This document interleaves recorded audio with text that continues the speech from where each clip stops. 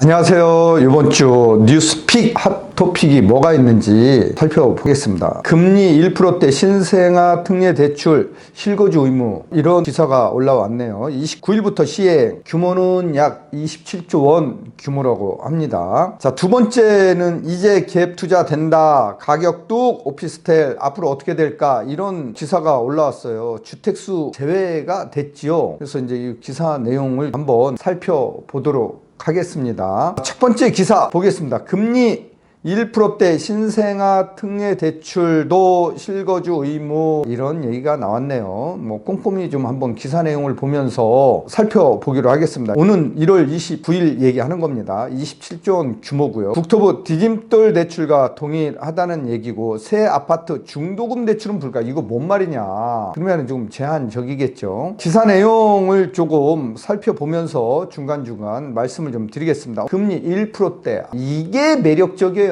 신생아 특례 대출에 실거주 의무가 적용되는 것으로 확인됐다. 이거는 조금 실거주 의무를 안 해도 신생아 대출을 받을 수 있게 해주는 게 좋을 것 같아요. 왜냐하면 우리가 이제 신혼부부들은 출산하고 아이도 키워야 되고 하니까 친정이나 시댁에서 같이 동거하면서 내 집 마련하는 경우도 있잖아요. 이런 경우 실거주 안 한다라고 해서 대출을 안 해준다라고 하면은, 이것도 우리가 신생아 대출, 특례 대출 해주는 것 자체가 출산율 높이기 위해서 해주는 거잖아요. 그러면은 이런 예외 조항을 두기 때문에 이게 활성화가 안 되는 거죠. 제한된다라는 거예요. 그래서 저는 이 실거주 의무가 안 해도 신생아 특례 대출을 받을 수 있도록 해주는 게 좋을 것 같다. 아니, 부모님 집에 살면서 애기 낳으면서 내 집 마련 할 수 있잖아요. 전세 끼고 할 수 있잖아요. 그때 대출 해주는 거 왜 그거를 막아 놓는지 모르겠네요. 아무튼 이게 전륜발이 대출이 되지 않을까 조금 염려가 되는 부분이 바로 이 실거주 의무입니다. 16일 국토교통부 관계자는 파이낸셜 뉴스 통화에서 신생아 대출의 경우 기준 디딤돌 대출하고 조건은 동일해 실거주 의무가 적용된다라고 말했다. 아니, 동일하기 때문에 적용된다. 그럼 뭐 차별화가 뭐냐는 얘기죠. 디딤돌 대출의 경우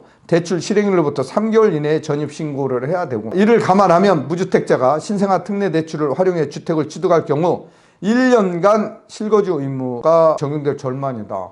아니, 이 대출을 받아서 내 집 마련한 후에 언제든지 실거주하면은 될 수 있도록 좀 바꾸면 되는 거 아니에요? 3년 후에 하든 4년 후에 하든 5년 후에 실거주 1년 하면 되는 거 아니에요? 그렇게 좀 바꾸면은 좋을 것 같아요. 신생아 특례 대출의 경우 1주택 대환 대출도 가능하다. 이때 실거주 의무가 적용된다. 아무튼 실거주 의무, 이게 이제 걸림돌이 되고요. 1주택 대환 대출의 경우 본인이 거주하는 주택만 가능하다. 지금 내가 이제 대출을 끼고 내 집 마련을 했다라고 하면은 대환할 때, 대출 연장을 해야 될 때, 그때 신생아 대출로 대환이 된다라는 얘기입니다. 즉 본인이 소유한 강북 주택은 세를 놓고 강남에 전세를 살고 있을 경우 강북 아파트 대출은 불가능하다, 이거예요. 내가 전세를 살고 있거나 시댁에 들어가서 살고 있을 때, 친정에 들어가서 살고 있을 때, 내가 기존에 대출을 끼고 내 집 마련해 놓은 집 전세를 줬다라고 하면은 그 집 대출 만기가 됐을 때 그 집에 대환 대출은 안 된다라는 거예요. 이거 좀 풀어주면 얼마나 좋을까요? 그래서 이게 신생아 대출이라는 이 닉네임이 대출명이잖아요. 대출명이 이렇게 붙었다라고 하면은 출산율 감안해서 조금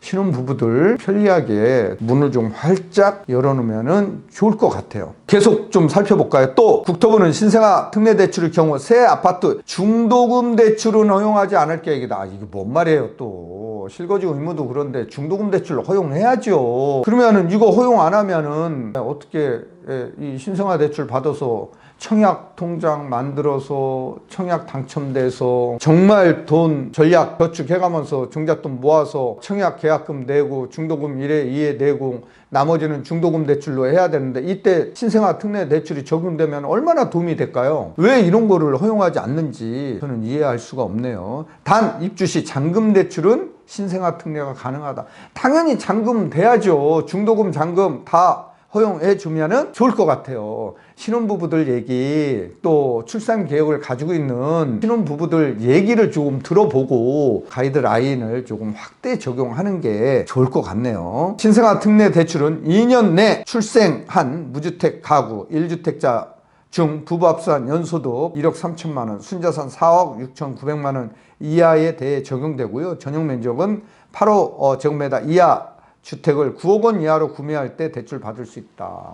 그러니까 이제 이 9억 원 이하 주택도 서울은 사실은 제한적이죠. 집값이 많이 올랐기 때문에 이 금액도 조금 늘릴 필요가 있다라는 거예요. 왜 이런 거에 허들을 두는지 저는 이해할 수가 없어요. 예. 서울 지역에 9억 원으로 내 집 마련할 그런 아파트가 어디에 있어요. 이런 허들을 곳곳에 두면은 이거 혜택 못 받는 사람들이 있잖아요. 네, 그래서 이런 허들은 조금 없애주면은 되게 좋을 것 같네요. 그래서 제가 왜 흥분하죠? 네, 제가 흥분 안 해야 되는데 자, 그래서 제가 언론에 얘기를 했습니다. 고준석 연세대 경영대 상림경영원 주임 교수는 이게 접니다.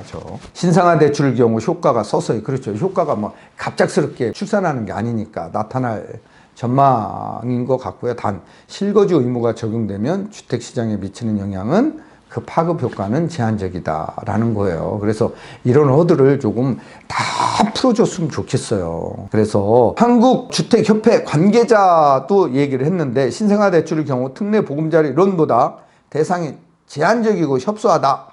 주택 수요 진작을 위해 대출 대상 확대를 검토해야 한다라고 말했다. 이게 이제 주택 수요 진작 목표 플러스 더 중요한 게 출산율이잖아요. 이거를 촉진하고 진흥시키기 위해서는 여기에 대한 제한을 대폭 걷어 드려야 돼요. 그래서 여기 신생아 특례 대출 주요 내용 여기 나와 있는데 이거 참고하시고요. 저는 신생아 특례 대출 정말 잘 나온 금융 지원 제도라고 보는데 다만 실거주 의무, 중도금 대출 뭐 등등 이런 제한적인 요소 또 집값 한도 이런 것들은 조금 풀어줘야 될 것 같아요. 네. 두 번째 기사로 가보겠습니다. 이제 갭 투자 된다. 가격 뚝 오피스텔 주택수 제외로 반등할까 이런 거예요. 최근에 이제 정부에서는 오피스텔을 주택수에서 제외시켜 줌으로써 오피스텔 시장을 활성화시키려고 지금 하고 있잖아요. 그래서 이제 정책이 나온 것 같은데 신문 한번 볼까요? 부동산 시장 침체 영향으로 오피스텔 매매 가격이 1년 내내 하락한 가운데 정부가 오피스텔 등 소형 신축 주택에 대해서 세제 산정 시 주택수에서 제외하기로 하면서 시장 변화가 나타날 거란 기대감이 나온다. 그런데 이게 이제 신축은 뭐 잘했는데 구축에도 이런 뭐 혜택을 주는 게 좋을 것 같아요. 그래야지만 전세 시장이 안정이 되고 지금 빌라 다세대 이 시장에서 대구 전세 사기 여파로 인해서 오피스텔 아파트로 지금 이동하고 있잖아요. 그래서 전세 가격이 올라가는데 만약에 이거를 주택수에서 제외를 시켜준다라고 하면은 기존 주택 플러스 신규 주택을 주택수에서 제외시켜준다라고 하면은 투자자들이 이 시장으로 진입을 해서 싼 월세로 또 주택을 공급 또 전세로 주택 공급을 해줄 수 있는 그런 순기능 역할을 할 수 있다라는 거예요. 그래서 신축에만 적용하지 말고 구축에도 조금 적용하면은 되게 좋을 것 같다. 저는 뭐 이런 제안을 드리고 싶습니다. 여기 신문은 지금 오피스텔 하락률 여기 그래프 보시면은 오피스텔 매매 가격 지수 추이해가지고 한국부동산원에서 발표한 거 보면은 쭉 떨어져 있죠. 그래프로. 자, 이렇게 떨어져 있는데 앞으로 이 시장이 어떻게 변화할까? 기존 구축 오피스텔에 대해서도 주택수에서 제외 주면은 상당한 효과가 있을 걸로 보입니다. 신문을 한번 보면은요, 오피스텔 시장이 침체한 상황에서 주택수 제외 세제 혜택이 효과를 발휘할 거라는 분석이 나오고 있고요. 지금 그렇죠. 당연히 나오죠. 국토교통부는 올해 업무보고에 오피스텔 등 소형 신축 주택에 대해서 양도세, 취득세, 동부세 산정 시 주택수에서 제외하기로 했다. 이거 되게 좋은 거죠. 올해 1월부터 내년 1월까지 2년간 준공된 전용 60제곱미터 이하 수도권 6억 서울 포함입니다. 수도권은 서울, 경기, 인천 얘기하는 건데 6억 원 이하 지방 3억 원 이하 다가구 도시형 생활주택 주거용 오피스텔 등을 최초로 구입한 경우를 대상으로 한다. 이 범위를 조금 한도도 좀 넓혀주고 6억이면은 너무 작습니다. 서울은 대상이 신축 대상이 거의 뭐 없을 수도 있어요. 그래서 이 대상을 수도권을 조금 한도를 10억 선 이 정도로 높여줘야지만 신축주택에 대해서 투자를 하고 투자자들이 그 시장으로 들어갈 수 있다라는 거죠. 그래야지만 그 시장이 살아날 수 있다라는 거죠. 또 구축 포함 이런 제안을 조금 드리고 싶어요. 자, 제가 또 여기에 한마디 또 했네요. 고준석 연세대 경영대 상남경영원 주임교수는 오피스텔 주택수 제외로 갭 투자가 가능해져 입지가 좋은 지역 위주로 투자자들이 투자에 나설 가능성이 높아 시장 활성화될 가능성이 있다. 다만 구축에 대한 혜택은 없어 신축으로 쏠림 현상이 나타날 것이다 라고 이제 이렇게 얘기를 했는데, 제가 지금까지 한 얘기죠. 그래서 이 부분을 조금 고려해서 좀 범위나 이런 것들을 좀 확대하는 게 좋을 것 같습니다. 여기까지 이번 주 토픽을 얘기를 하고요.